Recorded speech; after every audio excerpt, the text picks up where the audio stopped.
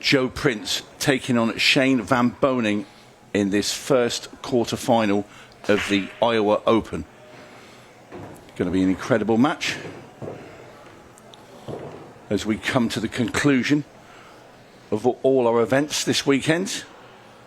We've got the women's final, we've got the junior final, we will have both semi-finals of the Open and, of course, the final.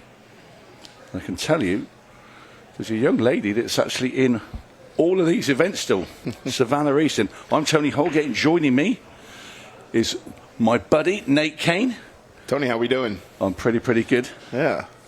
So how do you see this? This is an incredible story for Savannah, isn't it? Yes, it is. It's like she's just been winning about everything she's playing in lately, and then down to the final of everything. And with our unique format here, we've got actually, she played in all 5 total events with the shootout and the mixed pairs, but she's in the Open, the women, and the juniors, and down to the finals. Final 4, about all of them? Yeah, and she landed the mixed pairs with Shane Van Boening, who's obviously in action now. Yeah. She's just taken out Shane Thompson from the UK earlier. I mean, I find it incredible that because the amount of matches she's having to play every sort of 10 minutes. So she'll play a match, she'll get like 5 minutes to just quickly freshen up, to go out in a different tournament. If that.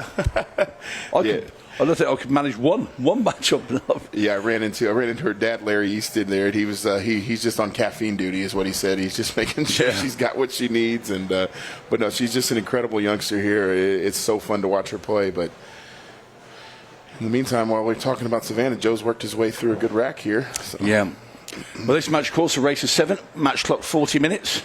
Joe Prince, of course, won in Phoenix, Arizona, so he is the Arizona Open champion. After being in 3 finals previously and losing them all, got rid of his nickname, the Bridesmaid. Yeah, well, as we like to call him, Joe Prince II, but we couldn't call him that much longer after he finally won one. So, and you know what's so funny about this matchup here right now is that, you know, we kind of got wind in Arizona that SVB might be interested to play the event, and Joe was kind of overhearing the conversation. He goes, "Oh, great, you're going to bring in another person to beat me in a final, huh?" Yeah, that's true as well. So they're not quite in the final, but they did end up meeting. So I'm sure Joe is geared up to give SVB a game here. So, well, Shane Van Boening actually did take out Joe Prince in the shootout. Remember walking past and he gave him a bit of a hiding. Shane Van Boening was just about to plot the 8 in the last one. Yeah. Joe Prince was waving his towel in the air as a flag of surrender. Savannah's down 3-2 right now to Isaiah Greer. Let's see. We'll get updates for you guys on all of them here shortly. What a break there from Shane Van Boening.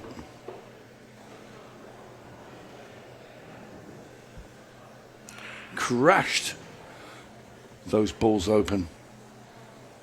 Yeah, he's really been noted about his break. He's been swinging it a lot harder than most everybody else has, even with the cut break. Or did you head ball break or cut break there? I missed it. I was too busy looking at these scores. He hit them that hard, it made me jump. Yeah.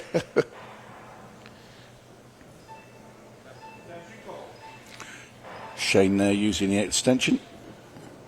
Well, he figures out which balls to play. Looking at it for me, there's a case of both. Shane's going to go play the solids. Or what if he's thinking about banking the 6 and kicking into the 9 and the 4, makes this, and he opens the entire rack up.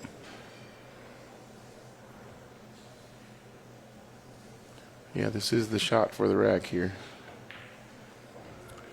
Well, he's made the bank, but the 4 will not pass the 9 ball. Yeah, and also, I'll tell you what, the 4 won't bank into the side pocket either. So, a little bit of work for Shane Van Boening here. Yeah, not much leads to it either, so I guess he'll have to figure something out. Yeah, well, he's going to try and leave himself an angle on the 2. Yeah. Doesn't want to be straight. And he has some angle now. Yeah, I wonder if he can get there where he might play it off the 15. Kind of looks like what he's looking at right now. Yeah, that's his shot. A good spot there, Nate. Well, I'm used to being out of shape when I'm playing, Tony, so I got to look for these creative shots. So. No, it's a good call, Nate, and that's exactly what he's going to do. Play some right-hand spin on the ball, right-hand English. Just bring it over for the 8 in the same pocket, because I don't think it goes through the gap between the 13 and the 10 ball. So I think he wants to play the 8 in the same side pocket. Lovely shot. Yeah, brilliant right there.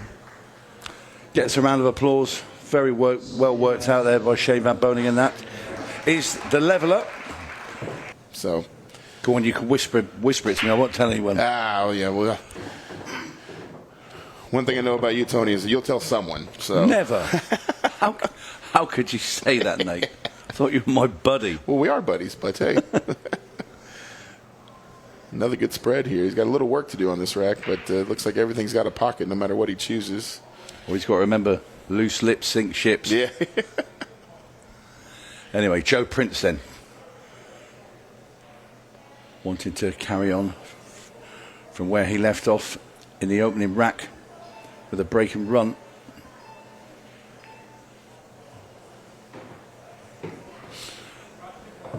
Things with Joe, he plays so well out in the States. Yeah. In the UK, don't get me wrong, very, very good player. He's only just turned pro this year at our UK game after playing on the Challenger Series. But it's like he was made for this game in the States, honestly. He just plays so well on these tables. Kind of what I mean. Don't know if anybody's getting a little insight on Joe's former matches here, but I do know he plays at one of the few clubs in the UK there that has an American equipment, Spots and Stripes. Spots and Stripes. Clubs. It's in Redhill in Surrey. Yeah. We're actually there in 2 weeks for a pro tournament the Players' Championship. Yeah, and I heard that he's done so well at the American pool tournaments here that the room bought him a Christmas gift, a bar box that he gets to practice on all the time. So it's no wonder he adapts to it really quickly. So yeah, well, that's a good decision because this guy's been incredible over here. The American fans have taken to him as well. They enjoy watching him play. He's quite a character. He's always round the bar, sort of. Yeah. If you playing for a few bucks with people, having a laugh and a couple of beers. He's probably my UK pool player that we bring over here. There's my favorite person to give a hard time to. Yeah. So. He takes it all in good fun. Yeah, he does. And he makes it easy, too. He gives you lots of material if you hang out with him long enough. Well, this is tight. If he's going to try and cut this into that into the side pocket, this is not easy at all. Yeah, he's got to hit it with a little bit of pace there. I don't think he can really hold on that ball. Well, just going to take the tough cut, huh? I don't know. Will he play the back? I think I'd play the bank here. I think it's fairly straight. Mm-hmm. Yeah, I just thought. Then again, the cut is available. But I just think the bank because you haven't got to do anything with the cue ball. Right. I just know I suck at banking, so I would cut it. Yeah, I think Joey's going to cut it. Oh, really? Yeah, kind of the good thing where that 8 ball's at, you can just go back and forth and not worry about position too much. Just really focus on making the ball. It's a great shot. Yeah. Very, very good there from Joe Prince. Has got nerves of steel, by the way. Playing Shane Van Boening, one of the greatest players in the United States. But it won't faze him. He'll see it as a challenge. Yeah.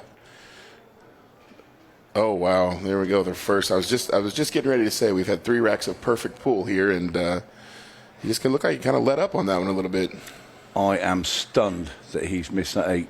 Yeah, that's going to be a huge, what you would think is going to be a pretty pivotal point in this match. Shane runs these out like we would expect him to. He's going to break serve here and be breaking next. So, we've got the nationalities right here. Looks like they managed to switch the flags for us. So,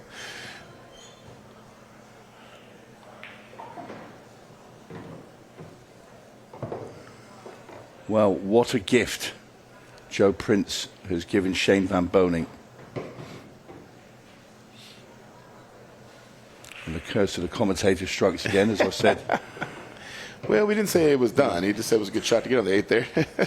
Well, considering the balls he has potted before the 8, I'm just stunned he missed that. Anyway, it's going to be Shane Van Boening that does take this rack. Mm-hmm. And he now goes 2-1 in front.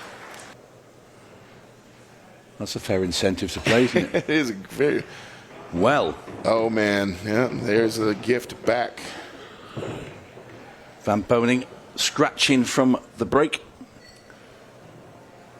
Also made the 8 ball, but obviously it's not a shootout, so you don't get the golden 8. Well, it would have been a golden duck. Golden duck. Yeah, he would have lost the frame in the shootout, but it's just a normal scratch where Joe Prince will have ball in hand anywhere in the kitchen. So has to be behind the line up there. It looks like he's going to opt for the solids as he takes his 2 ball. And looks like that 8 go once he clears out the 5 ball. The 8 goes no problem in that pocket. So yeah, I definitely like solids on this rack.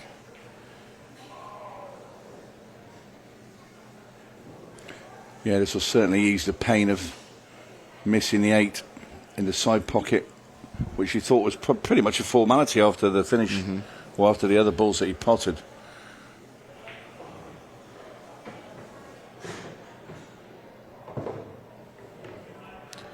Notice that the UK guys, they've adapted very quickly to our game, but side pockets are the one thing they kind of struggle with because that is a lot different, our side pocket versus the UK table side pockets. So it's a cut to the pocket, Nate. So yeah, with the American table there, if you look at them, they're very sort of, they're square on a little bit, whereas the English pocket, it's a wider pocket, so you can play, you can shoot balls from a very narrow angle into the side pockets in England, and you can't do it here. Yeah. But sometimes the English players will look at it and think, oh no, I can make that, and they can't. Yeah. And they find out very, very rapidly that try to avoid that shot at all costs. You know, Yeah. it's not natural in the UK to play a lot of balls, thin cuts, length of table down the rails. Yeah. They want to be right behind them on the UK because they're very tight. Whereas in the US, you play to leave yourself those cuts. You let the cushions work the cue ball for you, and it's a skill in itself. But they do. Oh my word! Oh yeah. Joe's making some very uncharacteristic mistakes for him. I mean, again, that is the ball to win the rack. He had a tap in with a 7, and the 8 straight in the corner pocket. Yeah. Yeah, I didn't have to look on a replay on that one, but I didn't look like he had to do a whole lot. He had to spin up above that 10 ball, but it didn't look like it was too difficult there. So, yeah, very, very interesting shot there by Joe. I'm wondering if it's the name Shane Van Boening has just crept into his head, and also starting to flood back the memories of the shootout evening when he got a fair battering from Shane. Could be. Yeah, and it's just like, just the law of averages. You figure Joe maybe do a bad match eventually here. He made all these finals, but, well, we want to see a high standard of play here, and it's just wouldn't expect him to miss that one there. So No. I like to take note of these things and give Joe a hard time after we get done with this match. So Well, you've got 2 for the ammunition box already. And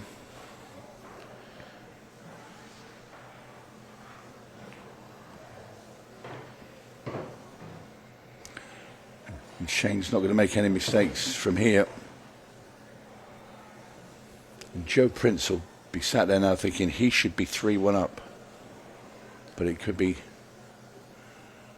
the man from the USA is going to get himself into the 2-frame lead.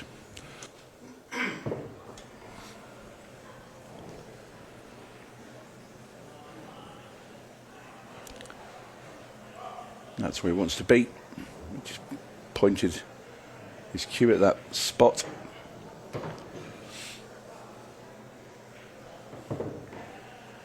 Drifted maybe a little bit further than he liked, but he'll be okay. one thing of course, Shane has played under every condition there possibly is, but this, our beautiful Brunswick bar box we have here within our lighting system, brand new cloth from CPBA. This is probably the fastest table I've ever hit a ball on. It is just lightning quick.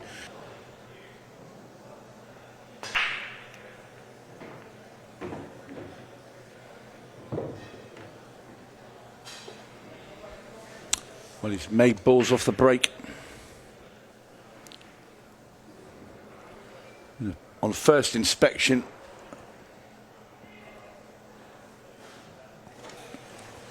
that's a combination down there with the 11 and 10, so I would be happy to take on stripes. Yeah, I fancy myself to be probably the worst combo shooter on earth, but I think I might be able to pull that one off. So. Yeah, that one's set. It's glued together. You'd be fine with that, Nate. I think you do yourself down a bit, because I've seen you play and you shoot pretty good. I tell myself, I always joke around where I'm from, Kansas City. You know, in addition to my home office job, I also operate the league out of there, along with some help with some very good individuals. But I've got league operator stroke now. I'm in a pool hall more than I've ever been in my life, and I play less pool than I ever have. So that being said, I still fancy myself against our CEO, Scott Ryan, and you can tell him I said that, okay? I think he'll have heard you. Speaking of the side pockets there, I had to teach Scott how to use them, and then he beat me a couple frames with the shot in the side pockets. I was like, you can't use what I've taught you against me. It's not fair. So he does love a game of pool, does Scott, our CEO, bless him. Well, so didn't like it. That looks set. I mean, yeah. Yeah, as I like to say, I've never missed the ball from over here, so I just guess it wasn't set. I don't know. Well, I'm just having a little glance at that 11 ball, yeah. And that looks stuck to the 5. And that could cause a minor problem, at least for Joe, because you probably have to play the 11 into the rail first to make the 10. He wanted to be on the ball in the side pocket, and he's not. The 6 has now blocked him going there. Yeah, I can't even tell if that, from our view, if the 11 stuck so much on the 5, he can't even go rail first with it. I suppose he could feather off of it right now, which looks like what he's going to do and pocket the 10, but got to know where that cue ball's going after it. I don't like that.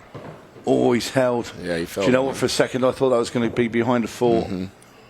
So he doesn't have to get past the 6. He can leave it short and use the 7 to buffer the cue ball in the next shot with a 15.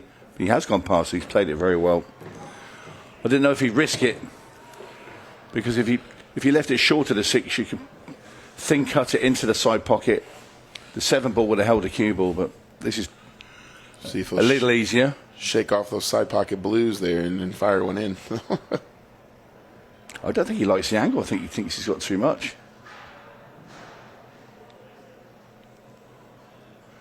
This is purely the pace of the table he doesn't like, and he's played that very well. Well, if he misses this 8 into the side pocket, he wants to go home. It's time to go to the airport. And in it goes. Joe Prince will be relieved. Maybe if you ask me 2 more times on this one, you might get it out of me, but I don't know. So I won't do it again. I'll get lynched. Well, a dry break from Shane, and another opportunity for Joe Prince. Yeah, he's got to be super relieved after making some unforced errors, as we like to call them, and then he's been able to get the opportunities right back. So going to come over here and shoot the combo 9-6 onto the 13. Yeah, and I've watched a fair amount of Shane's matches on the stream table. I've missed 1 or 2, but that's got to be probably one of the first times he's dry broke this whole tournament. Had a couple early this morning. Did he? When he played Timmy Bly. Yeah, I missed that match. So yeah, he had a scratch and a couple of drives. And Timmy Bly had some chances, very similar to Joe Prince, where he's failed to take them. Well, and then we've got a rainy day here in Des Moines, so that always makes the tables play a little bit differently when the weather changes like that, and it hasn't been like that this whole weekend. So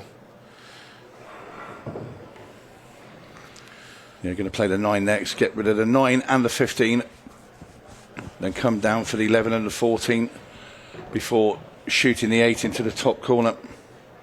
And this will level the match. If you think about it, with the 2 glaring chances Joe has missed, he could have been 5-1 up. Yeah, really could have. Yeah, with a whole different ball game with those 2 racks where he ran out. So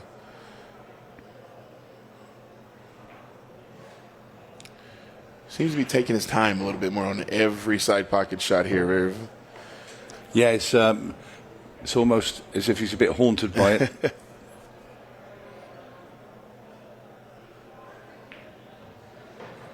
And that's good. And this is pretty simple stuff now, just left for Joe. Yeah. We're going to go 3 racks each. Unless I've put another curse on it, but I don't think any curse could stop him putting this 8 into this corner pocket. That'd probably be about the time I'd miss cue or something right there. So that was a nice little surgical out there with the gift again on the dry break. And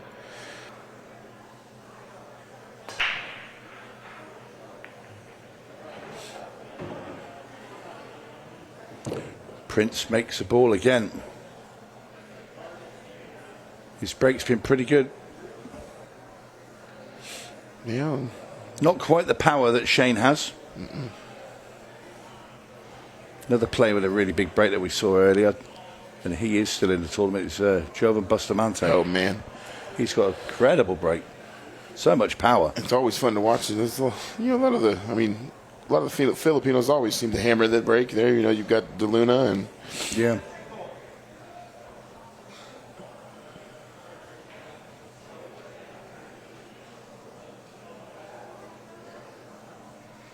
Yeah, when I first played American pool back in the early 90s, the Filipino side then, obviously Efren Reyes was playing, had Jose Perica, Leonardo Andam, Francesca Bustamante.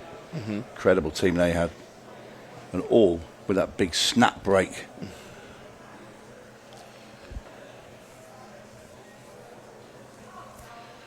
All right, it looks like Savannah Easton in the juniors semifinals did complete the comeback against Isaiah Greer, and we'll see her later on the stream table against Harrison Leinen from, not sure where Harrison's from, but yeah, they'll be in the final there in a little bit on the stream table. So it looks like probably, I think in the women's open, Sophia Mast and Savannah are probably playing right now. Let me check those scores.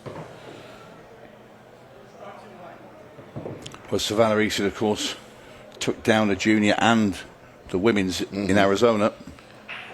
I believe she may be tied with, after her mixed pairs win, I think she may be tied with Sophia for the most trophies, Ultimate Pool USA trophies. I know Bergman's up there as well.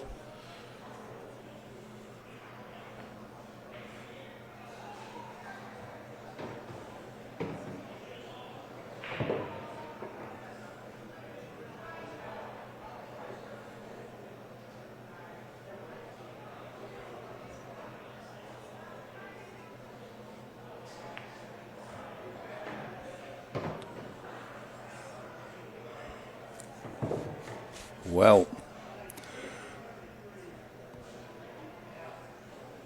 Shane now, I think he's going to have to shoot this in the top right-hand corner. Wants to kick into the 5 and 6 and hold for the 10. He's made the shot. Got a little flick off the 6, and the 6 has gone in front of the 10. That's a nightmare for Shane. Made the big pot. See, I guess it looks like he does have room to cross-bank it here, but no guarantee he falls on the 8-ball even if he pockets this. Oh, that's a super shot. What a great shot. Really, really good. What's he done with the cue ball? It's going to... Oh, is he in the gap? Can he go into the rail in the 7? Yeah, I think he can definitely get the 8 past it or off the rail, off the ball, but if he got into the gap there to get a shot on it, that was... good shot earned a good roll there. So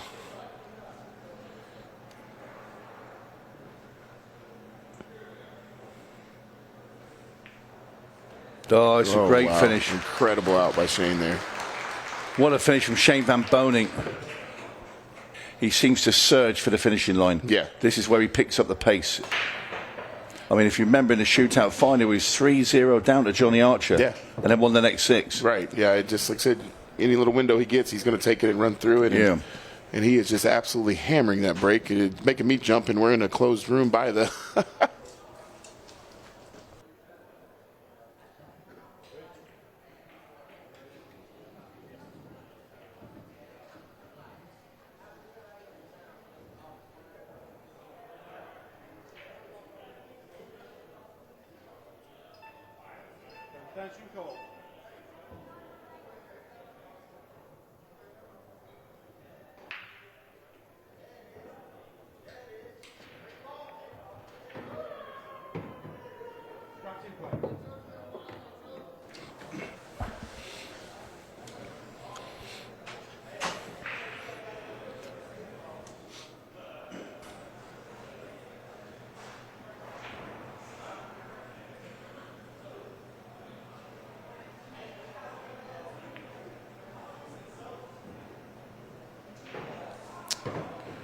fancy him to get out of here and probably move 2 racks ahead, but hopefully don't commentator curse. Like I will usually only do that to my local guys, Chase Stumfall, Caden Herbach. I've done it to him 2 or 3 times on this, and I hear about it when I go home. So yeah, no, I don't think he's going to fall over here. And this is what I was on about. Van Boening seems to surge towards the end of a match, or the second half of a match. It's almost like he sits just purring along in sort of second, third gear, and then he goes into overdrive a bit later on. And he's played that well. Still got over 15 minutes of the match clock as well, of course. Yeah, I doubt we get that into play. What do you think? These guys are running out pretty quick, and yeah, and they both are breaking pretty well. So no safety battles or tactical exchanges to eat that clock up. So yep. Nothing. I think I've taken up 6-ball shootouts as a little bit of cardio, Tony. So get a fat guy like myself running around there. You won't get me around there very quickly either. Let's be honest. Hey, I was proud of it, though. Big man like myself got a 30-second time. That's awesome. I'll take it. Probably quicker than I could do. Well, Joe makes a couple of balls. But just looking at the layout, it's a little bit tricky. All down on the left-hand side. The 4 and the 9, they're snagging things up. He's going to go for solids. Yeah, I think I like solids here because if you fall good on the 7-ball, you can get that 4-ball out. You might even need to get the 4-ball. Hell, you do need to get out. It doesn't go in the top left.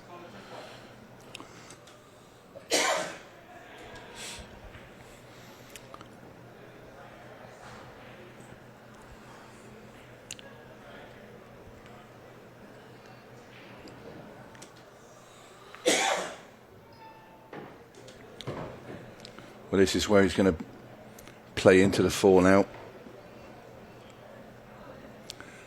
Doesn't have to play this too hard. He's actually looking at playing off the 9 and into the 4.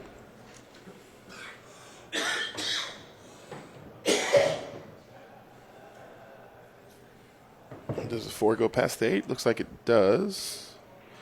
Yeah, I think Joe likes it just from his body language there.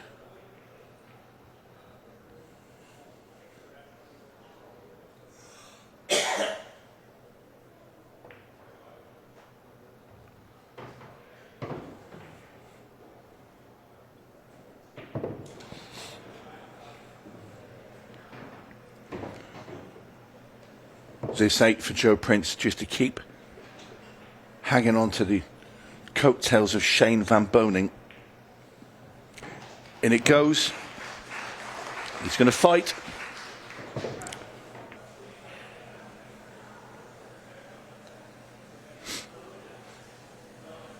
Don't jump out of your seat, Tony. Here comes another big one. Oh.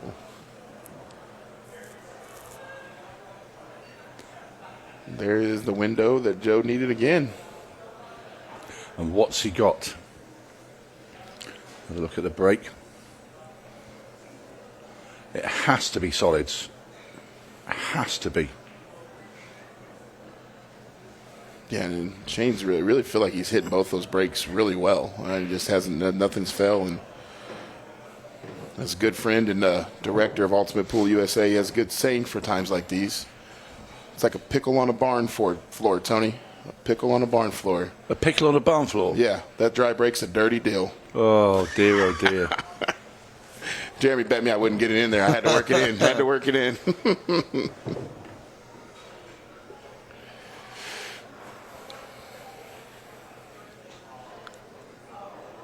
Well, he's got the cue jacked up in the air. He wants to stop the cue ball dead. So he can play onto the 4 after this 3.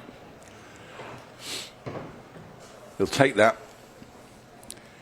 Because he can get the cue ball through the gap of the 10 and the 11.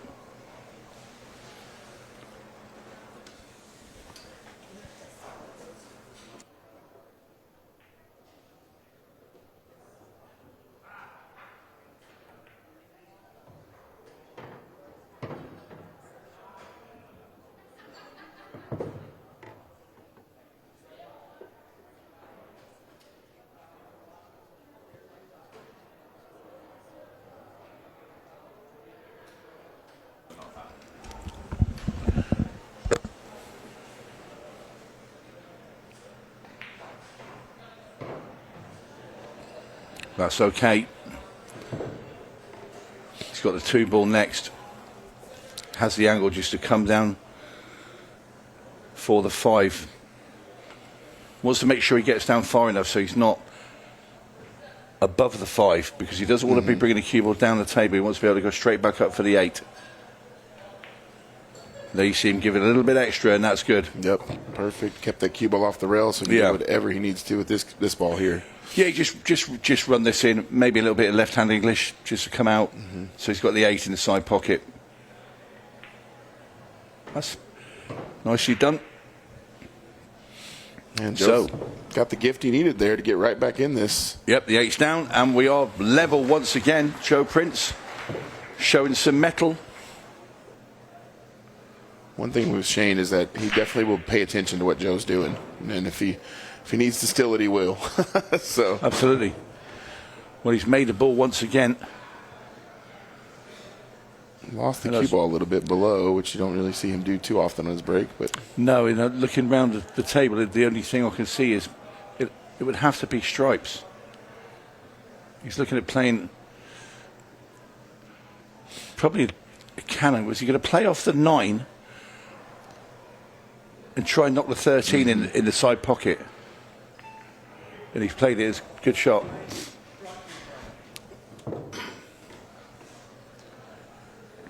That was his only available ball. He didn't have a solid anyway that he could hit. He hit that perfectly in the...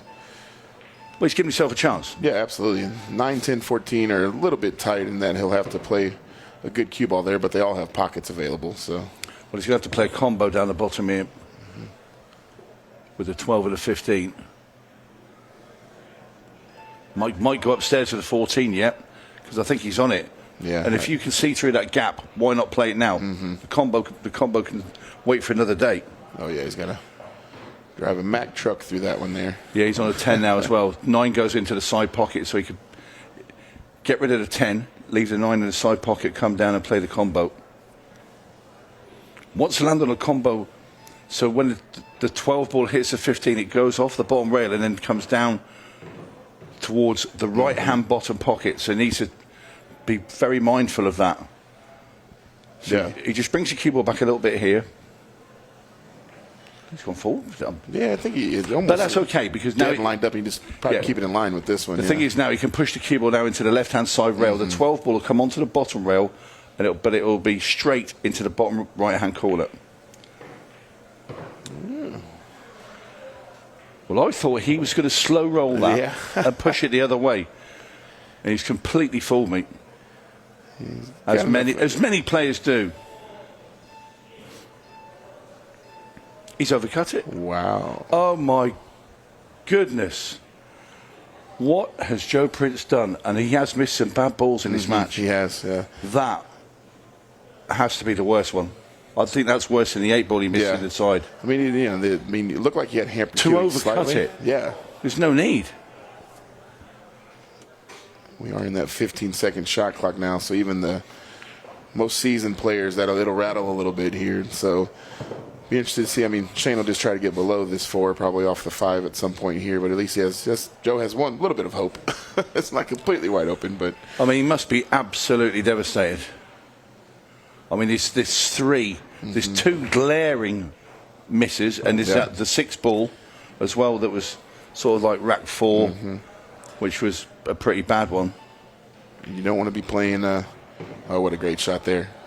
Would have never picked the 1 ball is what he'd used to get on the 4, but it was there. It was a good angle, so it was a great shot.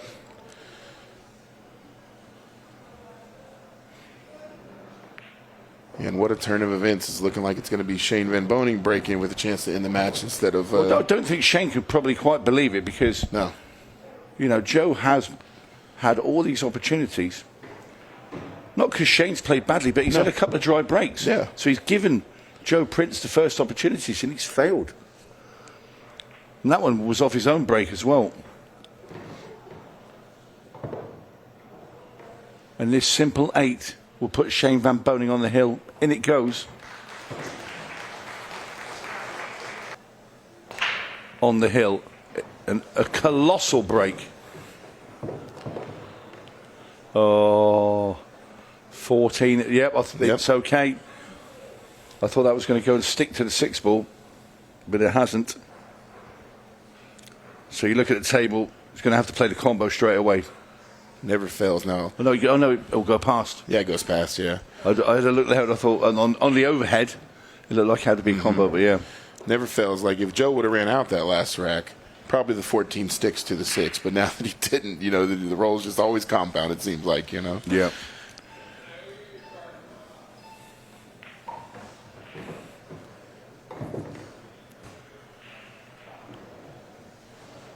I think he's going to shoot the 9 now, Shane Van Boening. I'd like to shoot the 9, 11, then go up for the 10 and bring the cue ball down for the 14 and the 15, the last 2. Yeah, it looks like just what he's pointing at right now. So, All depends with this if he wants to just roll this through for the 11.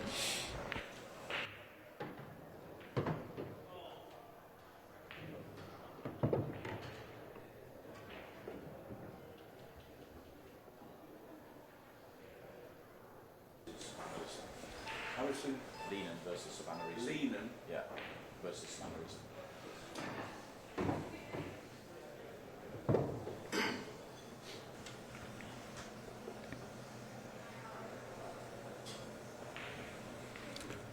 Well, he has gone the route I suggested. And now this 15 followed by the 14. He'll leave himself a pretty simple 8. And this is to get into the semi-final later this evening. be a bit weird here if, assuming Shane cleans these up, to be the first final without Joe Prince in it since the Louisiana Open a year ago here just this weekend. So, absolutely. And down goes the 8. Shane Van Boening marches on into the semi-final. He defeats Joe Prince 7 racks to 5.